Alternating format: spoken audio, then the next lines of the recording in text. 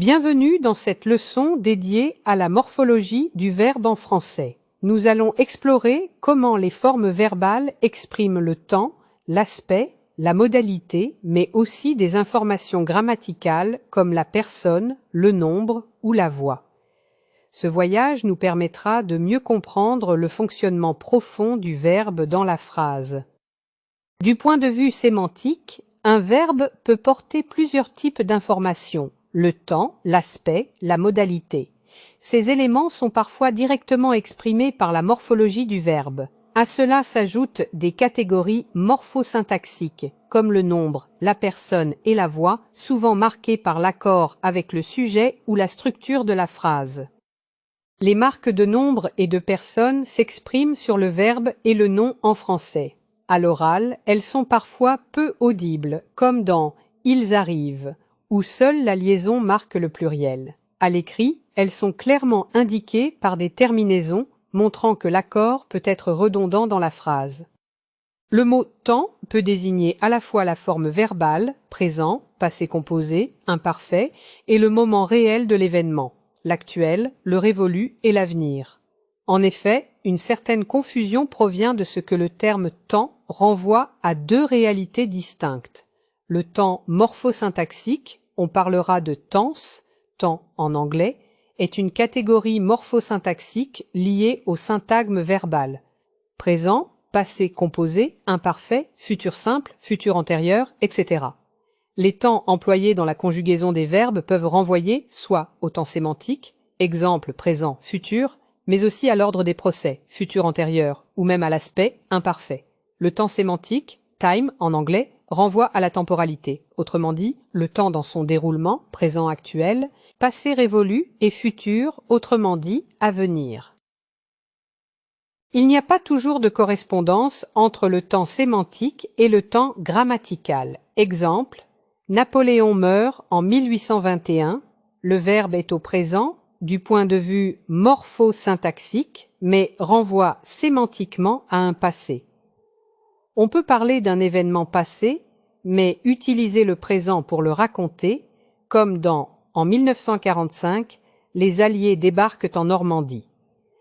Cette utilisation du présent dans le récit met en relief la différence entre la forme morphosyntaxique, ici le présent, et la signification réelle de l'événement qui appartient au passé.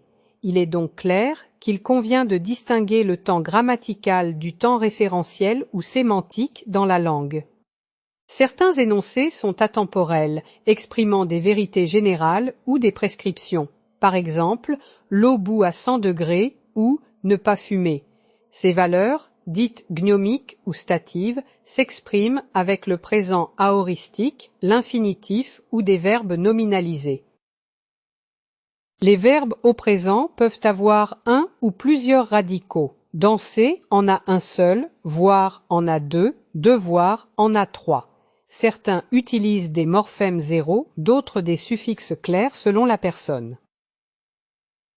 Certains verbes, comme voir ou devoir, illustrent la complexité de la morphologie verbale en français. Ils possèdent deux ou trois radicaux qui varient selon la personne et le nombre. Dans la scène de la vidéo, on entend par exemple le passage de « je vois » à « nous voyons » ou de « je dois » à « nous devons ». On remarque alors non seulement les différences de formes écrites, mais aussi les variations de prononciation à l'oral. Ces alternances montrent l'importance de bien distinguer les différents radicaux pour comprendre la conjugaison des verbes du troisième groupe. Dans la scène de la vidéo, on entend une série de phrases comme « je dansais »,« tu dansais »,« nous dansions ». On remarque que l'imparfait présente une grande régularité. Le radical reste stable, ici « danse », et c'est la terminaison qui varie selon la personne. L'accent tombe souvent sur la première syllabe de la terminaison, ce qui est audible à l'oral. On observe aussi que cette régularité facilite la reconnaissance de l'imparfait à l'écoute, car les terminaisons est, ion, est se retrouvent systématiquement dans la conjugaison de tous les verbes à ce temps. Le futur est marqué par « r » et ses terminaisons rappellent celles du verbe « avoir », ai, as, a, ons, es, on. Il sert à situer une action dans l'avenir. Le conditionnel est un temps hybride qui combine le radical du futur avec les terminaisons de l'imparfait. Il exprime le potentiel, l'hypothèse ou la politesse. L'aspect verbal permet de décrire une action comme commencée, en cours ou achevée. On parle de borne temporelle, une action peut être sans début ni fin précisée ou strictement encadrée.